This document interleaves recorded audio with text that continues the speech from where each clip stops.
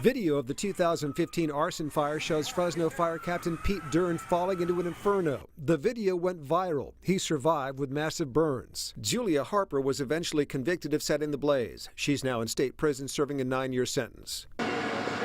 So how do fire investigators prove arson? And how do they get a conviction? A more recent high-profile suspected arson case involved Livingstone's restaurant in the Tower District. After the fire is out, fire investigators roll in. They're the last ones in and the last ones out. Most of what I do is criminal. Fire investigation is actually a science. We followed fire investigator Joseph Capo with unprecedented access as he revisited the charred remains of the Livingstone's restaurant blaze. The untrained eye looks at this stuff and just sees nothing but trash, really. But you see potential evidence in this? I do. It's dark, damp, and reeks of smoke. What a mess. So where do you start? I would process it and I would take it off layer by layer. His first step is a process of elimination. He starts with where the fire wasn't and works back. I can look here and rule this out. To the average person, this is just a soggy, smoky pile of junk. We could look for something as small as a match in this rubble. We're going to try and find an incendiary device in there.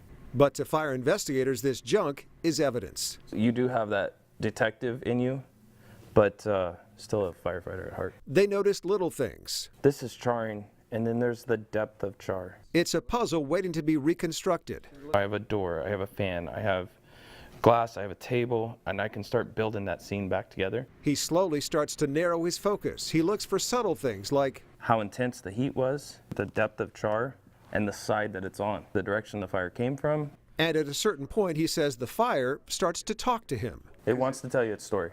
There's a nice little V that will show you exactly where the heat source was from. And it'll give you that pattern to show you. It almost wants to show you. See. And speaking of showing you. Where is it? Show me. See. Show me. Good girl. Meet K9 Tessa, a 2-year veteran with the Fresno Fire Investigative Unit. Her handler is fire investigator Lee Wilding. I'm her sidekick, actually. Tessa is an expert in detecting flammable residue. It doesn't matter if it's kerosene, gasoline, or lighter fluid, she'll find it. I'll put it into canisters, mark it, and we'll send it to the DOJ to have it tested.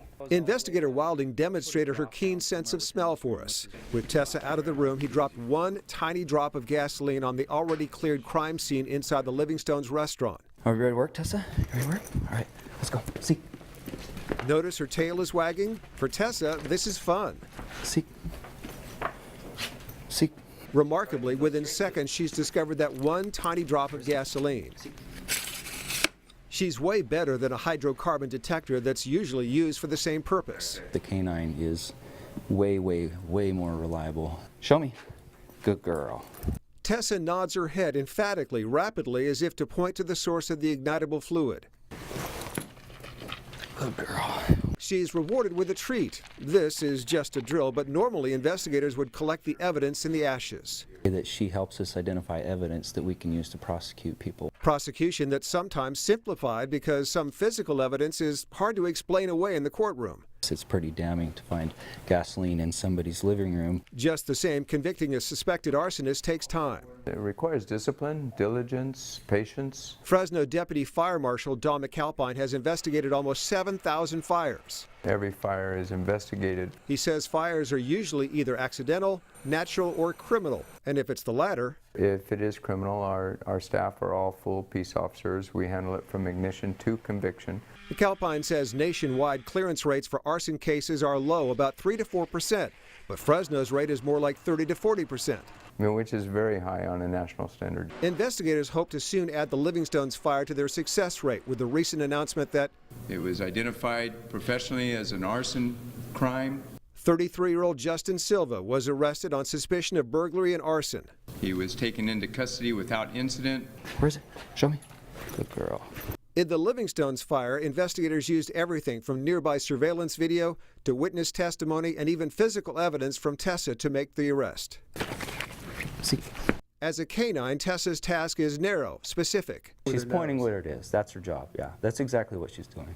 But the job of the 7 fire investigators is more diverse. They wear lots of different hats. Do you feel more like a firefighter or more like a cop?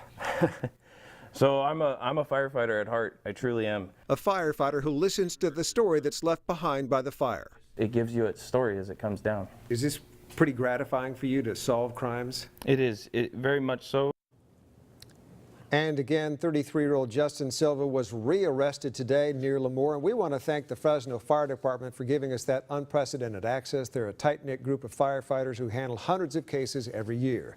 If you go to our website, there's an entire section with lots of extra links and lots of extra pictures and even more video.